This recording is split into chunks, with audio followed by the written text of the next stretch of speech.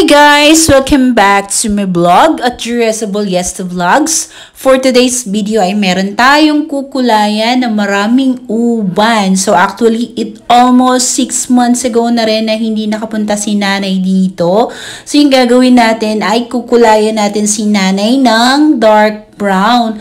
So, yun nga, magmimix lang ako dito ng 4-0 tapos 2-0. So, 2:1 ratio yung gagamitin natin sa kanyang measurement sa pagkukulay natin ng kanyang uban, guys. Tapos, gagamit din tayo nitong 6% na oxidizing from Bremod Performance. So, ayun guys, pinagmix lang natin itong 4-0 tsaka 2-0. Dahil nga wala ako, naubusan ako ng dark brown. So, yung ginawa ko, nagmix lang ako ng 4.0 tapos konting 2-0 guys. So, yun yung mga ideas kapag wala kayong dark brown, pwede kayong mag-mix.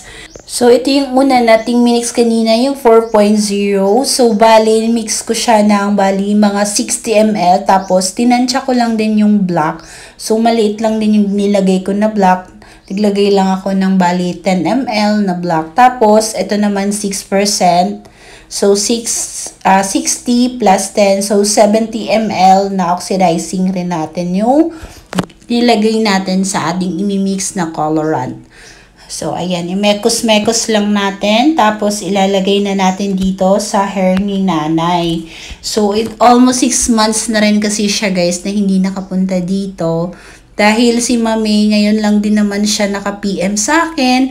Dahil papakulayan nga daw niya yung mama niya. Dahil si Mami ay nasa ibang bansa. So, pinapunta niya dito yung mother niya o yung nanay niya para pakulayan dito sa atin. So, ayan. So, gugupitan din natin mamaya yung hair ni nanay kasi nga mahaba na rin yung hair ni nanay eh. So, ganyan yung techniques ko guys pag nag-a-apply ako ng colorant. So, inuuna ko muna yung maputing parts sa hair ni nanay. So, diba yung sa kanyang tuktok talaga ng kanyang ulo or sa crown parts niya talaga yung maraming uban. So, dyan ako nag-uumpisa para dyan mauna ma-develop yung colorant at matabunan yung mga uban, guys. So, yan lang talaga yung gusto ni nanay, dark brown or black. So, sabi ko kay nanay, dark brown ulit natin, ay kasi pag black, within a week, makikita na agad yung uban niya. So, yan na, i-apply na nga natin yung hair ni nanay ng colorant. So, ganyan ako mag-apply ng colorant natin, guys. Masayang masaya si nanay na nakulayan natin yung kanyang buhok at feel ko rin naman na talagang excited siya sa magiging outcome na naman ng kanyang hair, guys. At dito lang din naman si nanay nagpapakulay sa atin dito sa ating salon. So anyway guys, ayan, unti-unti na natin ina-applyan yung mga parts. So nag-start ako sa kanyang outer layer. Tapos, papunta sa kanyang inner part. So, paunti-unti na natin siyang ina-applyan. So, manood lang kayo kung paano ko siya ina-applyan. So, ayan na guys. After 30 minutes, after babad natin ng 30 minutes, sinuklay na natin. Tapos, nilagyan natin yung ibang parts. Baka meron pang uban. So, chine-checking ko siya. So, in-applyan ko na naman siya ulit. Then, after 5 minutes to 10 minutes, ay pagkasuklay natin, pinabanlawan na po natin si nanay.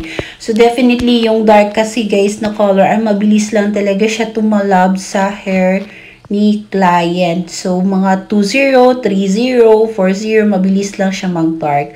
So, ayan na nga guys, napabanlawan na po natin at nilagyan na rin natin ng treatment yung hair ni nanay para malambot naman yung buhok ni nanay pagkatapos natin kulayan at hindi magaspang at frizzy.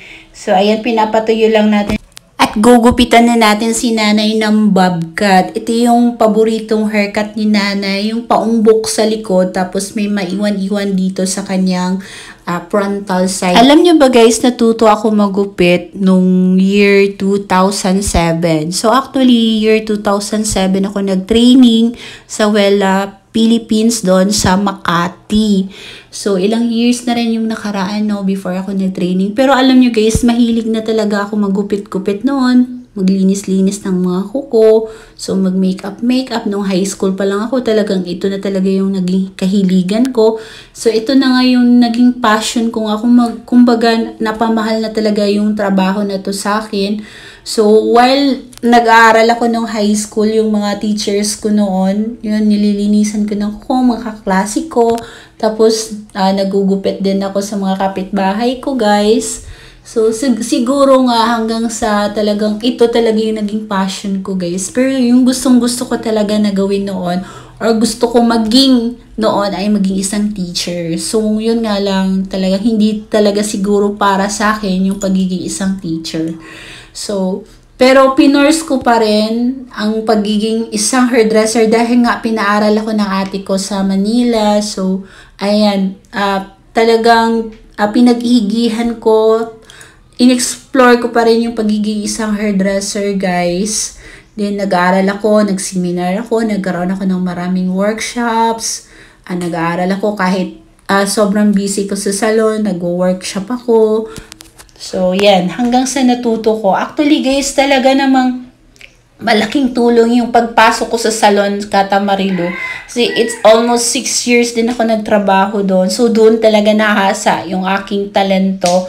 Dahil, nung una, takot na takot pa ako maggupit ng mga kagayang nitong gupit. Like, mga pang semi, pixie cut, yung mga pang matanda na gupit, yung pinapagupit ng mga matanda, yung 7 cuts. So, doon talaga ako nasanay. May times nga, guys, nga nung nag-start pa ako maggupit sa salon, may times na napagalitan ako ng isang client kasi nga tabingi nga daw yung gupit ko. So, doon ko napag-isip-isip. So, kailangan ko pa talaga ng maraming practice. So, ano yun, guys, bali year 2011 ako nag-start sa salon ni Tamarilis. So, araw-araw may pumapasok na client hanggang sa nahasa yung talento ko sa paggugupit. So, hanggang sa marunong na ako ng mga iba't ibang gupit. Pero dati pa man, nung nag-aaral ako ng year 2007, may alam na ako ng gupit, yung mga straight cut. So, yung mga, hindi ko pa alam yung mga creative hair cutting, no, yan. Pero, talagang in-emphasize ko nung nagpasok na talaga ako sa salon, doon ko na talaga na improve yung paggugupit ko, guys. So, ayun na nga, guys, nagbo-blower na ako kay nanay. Then, after that, ay papadaanan natin siya ng hair iron.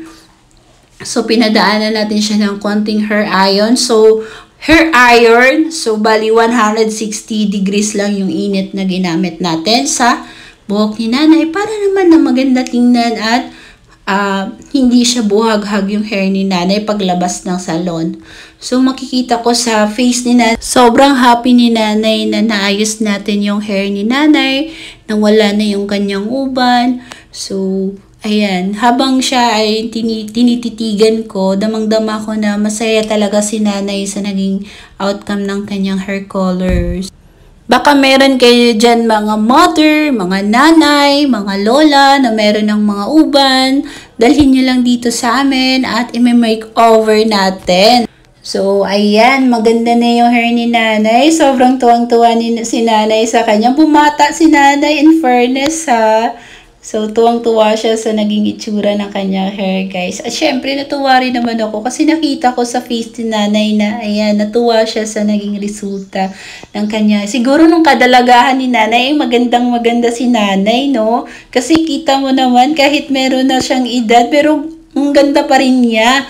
So, ayan na, guys. Ayan na yung likuran. So, look at that. Wala nang uban. Wala ka na makikitang kahit isang uban dyan. So, look at that. So, maganda rin kasi na pagkakulay, lagyan natin ng treatment para after that ay shiny yung hair. Marami kasing nagpapakulay lang pero hindi nagpapatreatment after. So, maganda talaga na ipapatreatment after coloring para shiny at bouncy. Okay guys, thank you for watching and bye-bye!